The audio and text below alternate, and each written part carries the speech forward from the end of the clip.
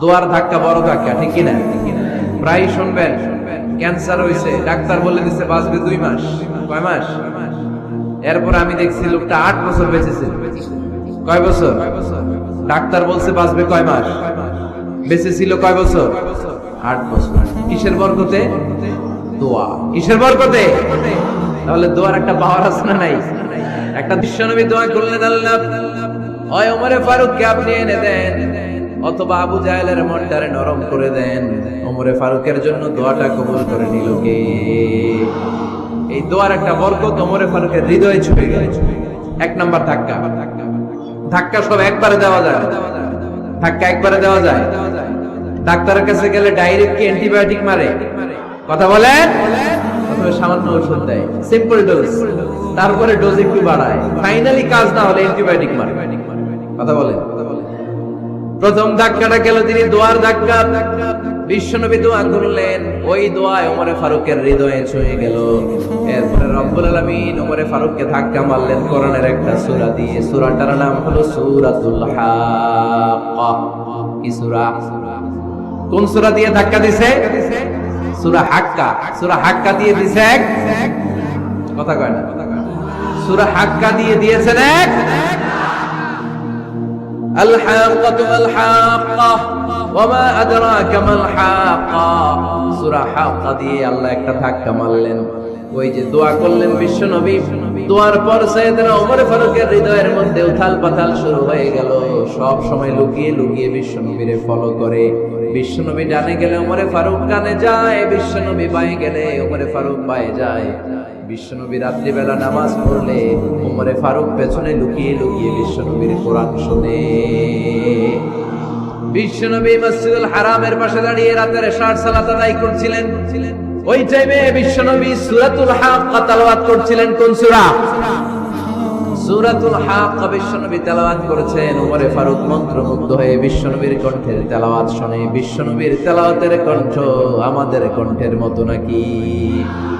বিশ্বনবীর কণ্ঠ কারি বাসাতের কণ্ঠের মতো? আহমদ বিন ইউসুফের কণ্ঠের মতো? আমার নবীর কণ্ঠের সুরের ঝংকারের সাথে পৃথিবীর কোন কারি সাহেবের তুলনা চলবে? কত মধুর, কত সুন্দর, কত অসাধারণ তেলাওয়াত করতেন আমার বিশ্বনবী। একবার তেলাওয়াত শুনলে পাগল না হয়ে কেউ থাকতে পারত না। বিশ্বনবী ওমরে ফারুককে দেখেন নাই। ওমরে ফারুক লুকিয়ে লুকিয়ে বিশ্বনবীরে ফলো করে। বিশ্বনবী এশার সালাতে সূরা হাক্কা তেলাওয়াত করতে আরম্ভ করলেন। তেলাওয়াত করতে করতে করতে করতে বিশ্বনবী সামনের দিকে যেতে লাগলেন। বিশ্বনবীর চমৎকার কণ্ঠের তেলাওয়াত শুনে ওমরে ফারুক মুগ্ধ হতে লাগলো। ওমরে ফারুক অবাক, কিরে এত সুন্দর শব্দের গাঁথনি, এত সুন্দর বাক্য, এত সুন্দর অন্তমিল, এত সুন্দর কথা, এটা কবিতার মতো লাগে। মনে হয় মুহাম্মদ কবি হয়ে গেছে। কি হয়ে গেছে? সবাই বলেন। মনে হয় মুহাম্মদ কবি হয়ে গেছে, কাব্য প্রতিভা দিয়ে নিজেই কবিতা বানাইছে। ওমরে ফারুক যখন মনে মনে ভাবলেন এগুলো মনে হয় মুহাম্মদ কবিতা পড়ে, মুহাম্মদ মনে হয় কবি হয়ে গিয়েছে। ইন দা মিন টাইম বিশ্বনবী তেলাওয়াত করছিলেন সূরা হাক্কা থেকে, ওয়া মা হুয়া বিকাউলি শাইরিন ক্বালিলাম মা তুমিনুন। এই আয়াতের অর্থ হলো এটা কোনো কবির বানানো কবিতা নয়, তোমরা অল্প সংখ্যক লোকই এই কোরআনের উপরে ঈমান আনো। সুবহানাল্লাহ পড়েন। বিশ্বনবী ওমরে ফারুককে দেখছে নাকি? কথা কয় না। দেখেছে? না। বিশ্বনবীর মতো তেলাওয়াত করে যাচ্ছে। ওমর ফারুক যখন মনে করলেন কিরে এই কথাগুলো এত সুন্দর, এটা মনে হয় কবিতা। ইন দ্য মিন টাইম বিশ্বনবী যে আয়াতটা তেলাওয়াত করছিলেন, কোইন্সিডেন্টলি দৈবাত মিলে গিয়েছে। ওই আয়াতের অর্থ ছিল এটা কোনো কবির বানানো কবিতা না, খুব অল্প সংখ্যকই তোমরা ঈমান আনো। এবার ওমর ফারুক আটকে ওঠেন। ঘটনা কি? আমি মনে মনে ভাবলাম মুহাম্মদ কবি, আর যেটা পড়তেছে এটা কবিতা, কিন্তু মুহাম্মদ আমার দেখেও নাই, কিন্তু বলতেছে এটা কবির বানানো কবিতা না। তাহলে মুহাম্মদ মনে হয় গণক হয়ে গেছে। কার মনে কি চলে না দেখেই বলতে পারে। নাউজুবিল্লাহ পড়বেন না? ওমর ফারুক এবার মনে মনে ভাবে মুহাম্মদ তাহলে কবি না, আগেরটা ভুল। ভুল ধারণা আমি করেছি, মুহাম্মদ কবি নয়, মুহাম্মদ হলো গণক। আওয়াজ করে পড়েন না আউযু বিল্লাহ। মুহাম্মদ মানুষের মনে কি চলে গণনা করে সব টের পেয়ে যায়, সব বুঝতে পারে। বিশ্বনবী তখন যে আয়াতটা তেলাওয়াত করছিলেন সেটা হলো ওয়ালা বিকাউলি কাহিনিন কলিলাম মা তাযাক্কারুন। বিশ্বনবী তখন যে আয়াতটা তেলাওয়াত করছিলেন এই আয়াতের অর্থ হলো এটা কোনো গণকের বানানো কথা নয়, খুব অল্প সংখ্যক লোকই তোমরা উপদেশ গ্রহণ করো। বিশ্বনবী ওমর ফারুককে দেখে, কথা কয় না, দেখে না, কিন্তু মিলে যাচ্ছে। ওই আয়াতের পরের আয়াতটা ছিল এটা গণকের বানানো কোনো গণনা নয়, খুব অল্প সংখ্যকই তোমরা ঈমান আনো। এবার তো ওমর ফারুক বেহুশ। হায় হায়, প্রথমে ভাবলাম কবিতা, সে পড়ে যাচ্ছে না কবির বানানো কবিতা না। এরপর মনে মনে ভাবলাম মনে হয় গণক, সে বলে না এটা গণকের বানানো গণনা নয়। তাহলে এটা কি? এটা কি? কি এটা? কি পড়ে মুহাম্মদ, যার কণ্ঠের তেলাওয়াত শুনলে মানুষ পাগল হয়ে যায়। বিষ্ণুনবী তখন পড়তে আরম্ভ করলেন তানজিলুম মির রাব্বিল আলামিন। এর মানে হলো এটা কবিতা না, এটা গণকের বানানো গণনা না, মানুষের বানানো কিচ্ছু না, এটা গোটা বিশ্বের রব আল্লাহ পাকের বাণী। সুবহানাল্লাহ পড়ে। এই 2 নাম্বার ডোজ করব। প্রথম ডোজ পড়ছে দোয়ার ডোজ। প্রথম ডোজ কিসের? দোয়া। 2 নাম্বার সূরা হাক্কা দিয়ে আল্লাহ দিলেন এক ধাক্কা। এই সূরা হাক্কার ওই ঘটনার পর ওমর ফারুক তো পাগল, পাগল পড়া। কি ঘটে গেল আমার সাথে ওই দিন? আমি মনে মনে যা ভাবি সব মুহাম্মদ বুঝে। আল্লাহ 2 নাম্বার ডোজ দিলেন সূরা হাক্কা দিয়ে এক ধাক্কা। সুবহানাল্লাহ পড়ে। এরপর ওমর ফারুক প্রায় বিশ্বনবীর কথা ভাবেন, বিশ্বনবী কোথায় যান লুকিয়ে লুকিয়ে দেখেন। এবার রব্বুল আলামিন ভাবলেন এবার সূরা তাহা দিয়ে আমি 3 নাম্বার ডোজ দিয়ে দিব। পড়েন সুবহানাল্লাহ। এবার 3 নাম্বার ডোজ পাবেন, কিন্তু শয়তান ওয়াসওয়াসা দিচ্ছে, ওমর ফারুক যাও, মক্কায় ঘোষণা হয়েছে মুহাম্মদের কল্লা এনে দিতে পারলে এত এত স্বর্ণ মুদ্রা। শয়তানের ওয়াসওয়াসায় আবার ভুল পথে হাঁটতে লাগলেন সাইয়েদনা ওমর। নাঙ্গা তরবারি নিয়ে বিশ্বনবীর মাথা কাটার জন্য বের হয়ে গেলেন। বনু জাহারা গোত্রের একটা লোক বলে ওমর তুমি কোথায় যাও? ওমরে ফারুক বলেন মুহাম্মাদের কল্লা কাটার জন্য যাচ্ছি। পড়েন নাউজুবিল্লাহ। আবু জাহারা গোত্রের লোক বলে তুমি মুহাম্মাদের কল্লা কাটতে যাও? আরে তোমার বোন ফাতিমা বিনতে খাত্তাব আর তোমার বোনের জামাই সাঈদ, এরা তো দুজন কালিমা পড়ে মুসলমান হয়ে গেছে।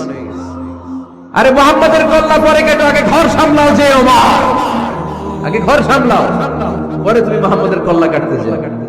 ওমর ফারুক রেগে গেলেন, রাস্তা ঘুরিয়ে বাড়ির দিকে চলতে আরম্ভ করলেন। রাগে তিনি গড়গড় করছেন। ওমর ফারুকের বোন ফাতিমা বিনতে খাত্তাব, বোনের জামাই সাঈদ, তাদের দুইজনকে খাব্বাব রাদিয়াল্লাহু তাআলা সূরা তাহা ঘরের ভিতরে তেলাওয়াত করে শোনাচ্ছিল। পড়েন সুবহানাল্লাহ। সূরা তাহা দিয়ে আল্লাহ একটু করে ধাক্কা মারবে, আরেকটা মারবে। ওমর ফারুক যখন আসলেন, ওমর ফারুকের আওয়াজ শুনে খাব্বাব রাদিয়াল্লাহু তাআলা লুকিয়ে গেলেন। ওমর ফারুক দরজার মধ্যে কড়া নাড়লেন। বোন বলে কে তুমি? সাইয়েদনা ওমর বললেন আমি ওমর। খুলে দেওয়া হলো। ঘরের ভেতরে ঢুকেই কথা নাই বার্তা নাই, নিজের আপন বোনকে মারতে শুরু করলো ওমর। বোন জামাইকে আঘাত করতে শুরু করলো। মারতে মারতে নিজের কলিজার টুকরা বোনকে, বোনের জামাইকে সাইয়েদনা ওমর ফারুক পিটাতে পিটাতে রক্তাক্ত করে ফেললেন। গা দিয়ে ফিনকি বের হয়ে যখন রক্ত বের হয়, সাইয়েদনা ওমর ফারুকের দিলের মধ্যে মায়া তৈরি হয়ে যায়। সাইয়েদনা ওমর ফারুক বললেন আমার কলিজার টুকরা বোন আর বোন জামাই, তোরা কেন মুহাম্মাদের কথায় পাগল হলি? বুঝলাম না কেন মক্কার লোকগুলো পাগল পড়া হয়ে সব মুহাম্মাদের দলে চলে যায়। কি এমন কথা মুহাম্মদ তোদের শোনায়? কি এমন বাণী তোদের শোনায় যে বাণী শুনে সব তোরা মুহাম্মাদের দলে চলে গেলি? কি আছে মুহাম্মাদের কাছে? কি কি জাদুটা? কি কি জাদু পেলি সেখানে? আমার একটু দেখা। বোন ফাতেমা বলে না ভাই, ইন্নাকা রিজিস, তুমি নাপাক, লা ইয়ামাসসুহু ইল্লাল মুতাহহারুন, পাক পবিত্র না হয়ে আল্লাহর এই কালামে স্পর্শ করা যায় নাকি? আওয়াজ করে বলেন স্পর্শ করা যায়? ভাই তুমি গোসল করে আসো, তাহলে তোমার হাতে তুলে দিব, তুমি পড়লেই বুঝতে পারবা কি আছে আল্লাহর এই কোরআনে। সুবহানাল্লাহ পড়েন। সাইয়েদনা ওমর ফারুক গোসল করে আসলেন। বোন আবার সূরা তাহা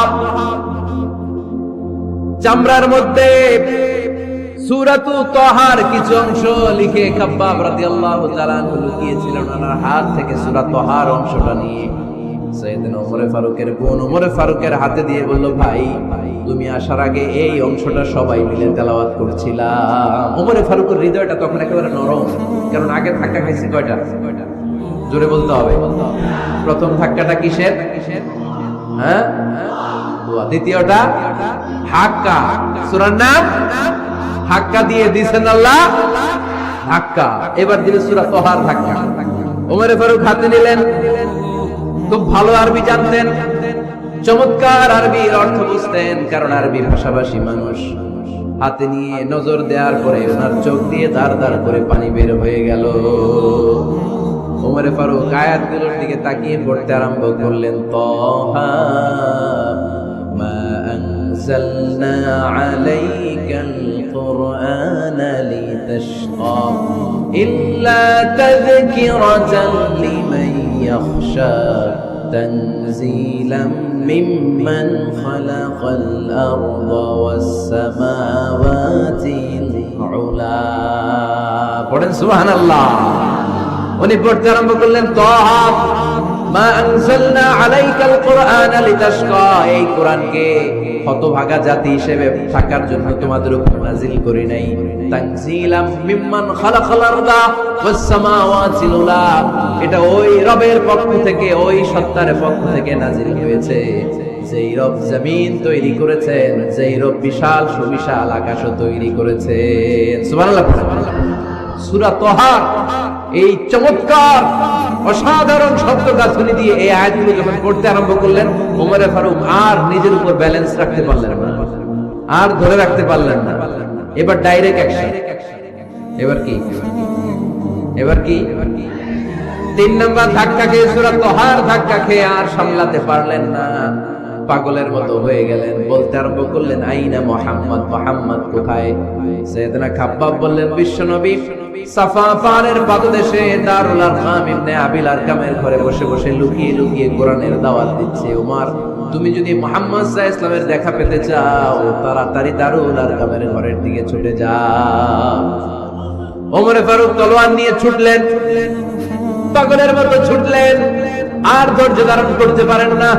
বিশ্বনবীর নূরানী চেহারাটা একবার দেখার জন্য পাগলের মতো ছুটতে আরম্ভ করলেন। ওমর ফারুককে দারুল আরকামের কাছে আসতে দেখে বিশ্বনবীর চাচা হামজা ইবনে আব্দুল মুত্তালিব এসে বলে, নবী তাড়াতাড়ি দারুল আরকামের ঘর থেকে আপনি পালিয়ে অন্য কোথাও চলে যান। ওই যে ওমর ইবনে খাত্তাব নাঙ্গা তলোয়ার নিয়ে আপনার উপর আক্রমণ করার জন্য ছুটে আসছে গো নবী। বিষ্ণুই বললেন, ও আমার সাহাবারা, ও আমার চাচা হামজা, সবাই আপনারা সরে যান, ওমরে আসতে দেন, ওমরে বাধা দিয়েন না। কারণ কিছুদিন আগে তাহাজ্জুদের নামাজ পড়ে আমি আল্লাহর কাছে একটা বিশেষ দোয়া করেছি, আমার মন বলছে ওই দোয়াটা আল্লাহ কবুল করতে শুরু করেছে। ওমরে ফারুক চলে আসলেন, এসে কোনো কথা নাই, চিৎকার দিয়ে বললেন, আশহাদু আল্লা ইলাহা ইল্লাল্লাহ ওয়া আশহাদু আন্না মুহাম্মাদান আবদুহু ওয়া রাসূলুহু, আমি সাক্ষ্য দিলাম আল্লাহ এক, অদ্বিতীয়, আল্লাহ ছাড়া কোনো ইলাহা নাই, নিশ্চয় আপনি মুহাম্মদ আল্লাহর বান্দা এবং রাসূল। সুবহানাল্লাহ।